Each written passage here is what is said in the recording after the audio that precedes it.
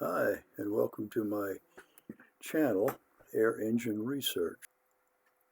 Since it's winter time and I am not doing anything, I've been sitting here today just thinking.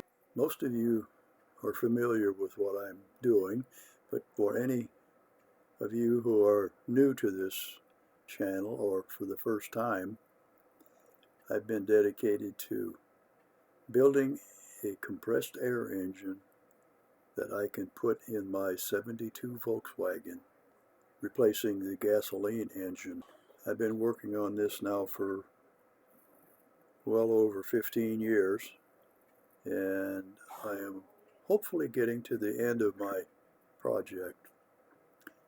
I do have my 6-cylinder engine completed. I have the '72 Volkswagen. I have a compressed air tank, carbon fiber, that will support 4,000 to 5,000 psi pressure. And like I said, I have the engine complete. I have the pressure flow regulator complete, and I'm thinking about purchasing a small utility trailer to put the air tank on to supply the air.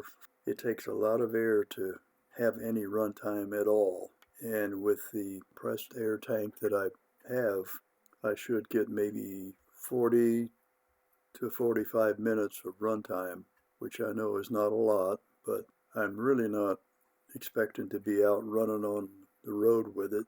When I started out, I wanted to see if it's possible to do it, and I've had it running. If you've looked back in the list of videos, you'll see that it does run, but since those videos were put out, I have modified the engine from a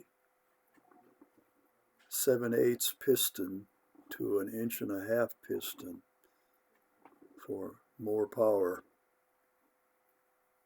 When springtime comes, my intention is to purchase a trailer, 4x6 foot, and mount the carbon fiber tank on that trailer.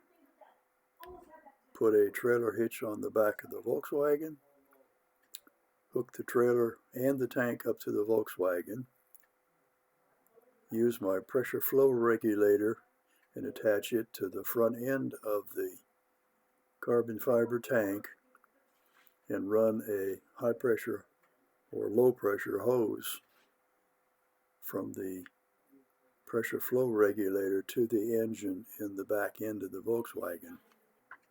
There's a few things I'll have to work out with the foot feed to regulate the air pressure or airflow actually into the Volkswagen while it's being driven. It doesn't have a clutch, but there's no problem shifting as long as you let off of the accelerator, and it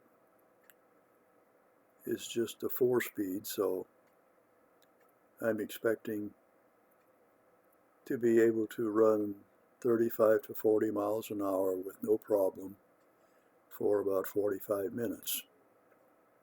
So we'll see if that pans out when the time comes. I'm not going to make this any longer. I just wanted to kind of update you on, I'm still thinking about it and I'm still here, but it will still be, say, a month or so before I do anything actually on the project. But thanks for looking in, and for any new people, if you'd like to subscribe, please do so and ring the little bell at the top. You'll be notified when I put out any new videos.